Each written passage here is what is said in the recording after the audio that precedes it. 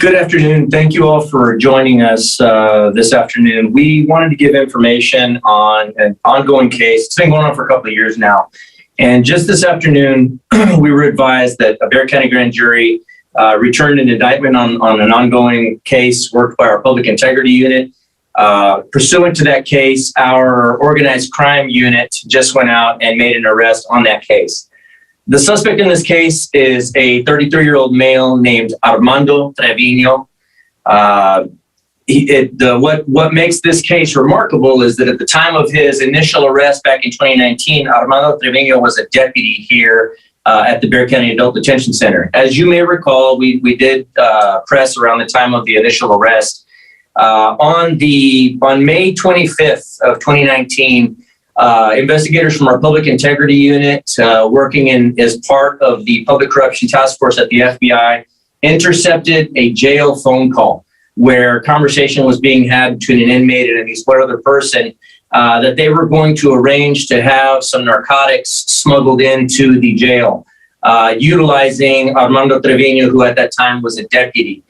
The case agents in this case, I know that we were working, there was at least one Bexar County Public Integrity Unit deputy, but also assisted by some folks from the FBI and folks from the San Antonio Police Department on that day, established surveillance on the suspect Trevino and at least one other suspect.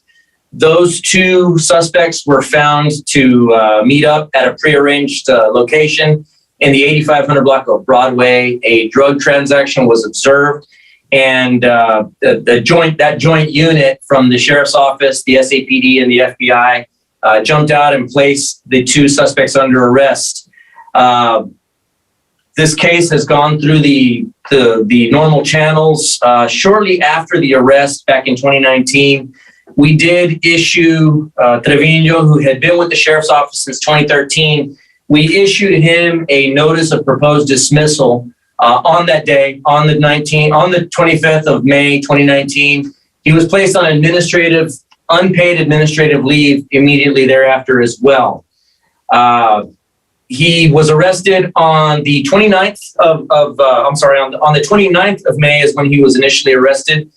He resigned on June 27th of 2019. And so he really has not been wearing a uniform since around the time of his arrest. But again, he chose to resign and was given a dishonorable discharge at that time because his resignation was in lieu of a termination that he'd already been served with. At any rate, this case has been going through the proper channels up to this point. But again, we were advised this afternoon that the Bexar County grand jury issued indictments on 6 different charges. And I believe we've got the charges listed there on a graphic that will be showing you all if it's not already being shown. Esta tarde nosotros vamos a dar más información tocante un caso que nosotros hemos estado trabajando desde el 2019, involucrando un sospechoso, Armando Trevino, que él era diputado con nuestra agencia hasta el 2019, cerca de la fecha de su arresto. Nosotros en esos días nos dimos cuenta que el sospechoso iba a recibir drogas y las iba a llevar de contrabando dentro de la cárcel, y esas drogas iban a acabar en las manos de un preso que estaba aquí en nuestra cárcel. Nosotros establecemos la investigación ese día. Nosotros vimos varias unidades en cubierto, estaban trabajando, viendo las acciones del sospechoso y otro sospechoso en el caso. Ellos vieron que esos dos sospechosos se encontraron en 8500 Broadway y ellos, un sospechoso le entregó las drogas a este sospechoso Trevino. Las unidades encubierto arrestaron a los dos sospechosos en esos momentos. Nosotros en 2019 le dimos aviso de que le íbamos a dar la despedida a este oficial y él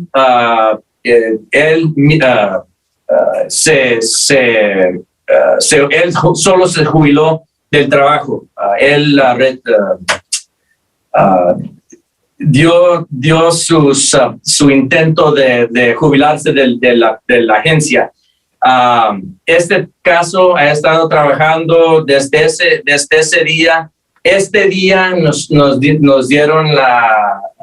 avisaron que un grand jury salieron con 6 cargos contra este sospechoso, y esta tarde oficiales con nuestra unidad de crimen organizada arrestaron al sospechoso este. Are there any questions I might be able to answer for you on this case? So, Sheriff, the person charged is Trevino again, but this time on 6 charges, not the initial drug charge.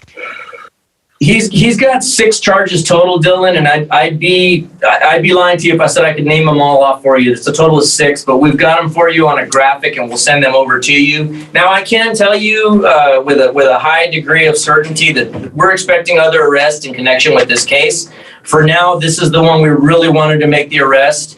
Quite frankly, this suspect breached the public trust, and it's not something we can tolerate. I think everybody here knows our stance on this, here at the Sheriff's Office. Glad to say we were able to get him separated from the agency back in 2019, but as I've said before, just because you leave this agency does not mean we're not going to continue to pursue you and make the arrest when it becomes appropriate. And so we're thankful for the hard work of our partners at the SAPD, at the FBI, at the DA's office that kept us in the loop even today as the grand jury was returning these indictments, and we were able to get this suspect into custody. And again, I think it's a strong possibility we're going to see other arrests as a result of this. We know that this case had some strong ties to organized crime and still continues to. So that's why we brought in our organized crime group to make that arrest and possibly any others that may be made in association with the same case.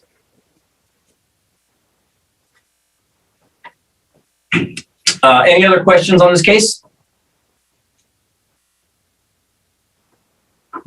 Okay, well, I appreciate everybody joining us today. Our PIO office will be sending you more information here as this case continues to develop. But again, this was the one that was important for us to make now, and the investigation continues. Thank you so much for joining us. Sheriff Salazar, if you don't mind, I have a question for Spanish media. Yes, ma'am. Not related to this case in particular, pero queríamos aprovechar para preguntarles, se acerca el verano y con ello esperamos que más jóvenes estén vinculados con cosas ilícitas. ¿Están haciendo algo para prepararse y qué mensaje le tiene a esos jóvenes? Por favor, ¿me puede repetir la pregunta, por favor? Claro que sí. Can you hear me? Yes. Yeah. So summer is coming and we're expecting more teens to be out on the street. And with recent cases of gun violence and teen violence, we're wondering if you guys are doing anything in particular to stop that, and what message do you have for those teens? In Spanish, if you could. Sure, of course. No, pues nosotros ya sabemos que en los meses que van a entrar, nosotros pensamos que pues obviamente nuestros crímenes van a incrementar. Ya sabemos que hay más armas en nuestras calles. Muchas de esas armas son robadas y ya sabemos que muchas de esas armas están cayendo en las manos de pandilleros, de criminales y de jóvenes, desafortunadamente. Pero sí, sabemos que ese tipo de crimen va a incrementar en los meses que entran, pero nosotros estamos preparados. Nosotros tenemos varias unidades que trabajan encubierto y también en uniforme, que ellos trabajan en combatir los delitos violentos y los delitos con armas ilegales. Entonces, sí, puede asegurarse que nosotros vamos a estar preparados por lo que está pasando y pues por lo que esperamos que va a pasar en los meses que entran. Pero sí también les puedo urgir al público que por favor, nosotros tenemos información que va a salir muy pronto cerca de un comercial que nosotros estamos en producción, que quisiéramos recordarles a todo el público que por favor, lo importante ahorita es que ya sabemos que muchos tienen armas legales, pero a nosotros nos da pendiente que muchas veces uno se descuida de esas armas y las deja en el carro, por ejemplo, ya cuando se retiran por la noche, se acuestan por la noche, muchas veces dejan armas en carros, en la cajera, abajo del asiento, y se descuidan por unos momentos, unas horas, y esas armas son robadas, y ya esas armas están cayendo obviamente en las manos de criminales que las van a usar contra personas inocentes o contra nuestros oficiales. Entonces les pedimos a todo el público que si tienen armas legales, eso no es problema, pero tienen que estar al tanto de dónde están esas armas en cualquier momento, 24 horas del día. De nada sirve tener armas si no tienen responsabilidad de mantener esas armas bajo su custodia a cualquier momento. Perfecto, alguacil, muchas gracias. Una última cosa, sé que usted le ha dado mucho en contra de las carreras clandestinas, también vinculado con el hecho que llega el verano. ¿Qué mensaje le tiene a esos jóvenes adolescentes que piensan que esto es un acto normal y que no va a pasar nada?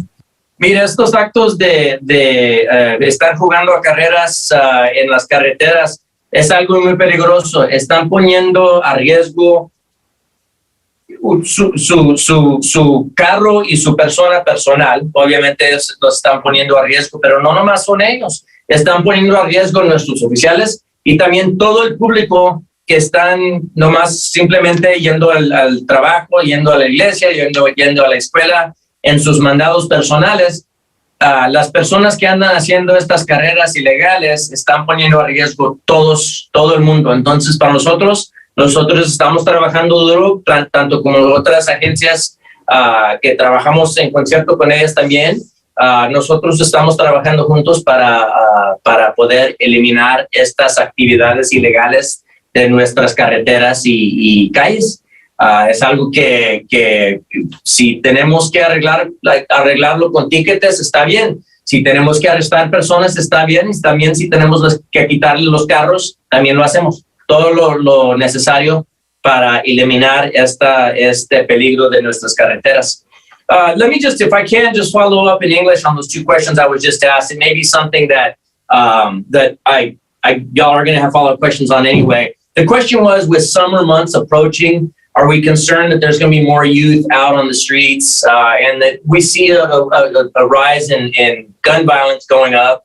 Absolutely, we're concerned. I mean, those are two, more youth on the streets and more recording illegal in progress. I consider that a collision course. Those are two things that should never meet. We already know that there's way too many illegal guns floating around out there that are being stolen from vehicles, left unattended in vehicles and stolen. And a lot of those guns, illegal guns, are ending up in the hands of hardened criminals and young folks. And many times we've seen those guns being turned on innocent civilians and on our first responders. And so we're asking everybody, knowing full well that violent crime goes up during summer months, knowing full well that there's more kids out and about, sometimes getting themselves into trouble as well, we need to keep an eye on those guns. Legal guns are not the issue. It's careless guns or careless gun owners leaving their otherwise legal guns unattended, and those guns are getting stolen and then used against us or against innocent civilians. We're going to be putting out a PSA very soon to encourage people to be vigilant of your handguns. Don't leave them in cars unattended. And we're hoping to at least curtail some of this illegal activity that we know is absolutely coming up. With that being said, consider it a shameless plug if you must. But we've got youth programs available here at the Sheriff's Office that, if you've got young folks and you're looking to keep them busy during summer months or even keep them gainfully employed at the age of 18, send them over to us. Y'all can call us at 210-335-JOBS, 210-335-JOBS, and ask about how you join the Explorers program, or how you can get a kid as young as 18 years of age with a high school diploma gainfully employed with the Sheriff's Office. The other question was with regard to street racing. Is it something that we're worried about? Yes, absolutely. That is something that we're always on the lookout for. As you all know, us, SAPD, and the other surrounding suburban cities, not to mention DPS, we've all got vehicles out there, fully marked vehicles, but also those with ghost markings that are out there looking for aggressive drivers and street racers. And absolutely, if you find yourself out conducting a street race and you find yourself pulled over on the side of the road, consider yourself lucky that you didn't end up killing somebody as a result of your reckless actions. And so, we're reminding people once again that illegal street racing puts everybody at risk, not just the people in that car, but the whole motoring public and our first responders. And we're not going to tolerate it on our roads for sure. Any other questions, guys? Gracias, alguacil. Gracias. Okay, thank you guys so much for joining us.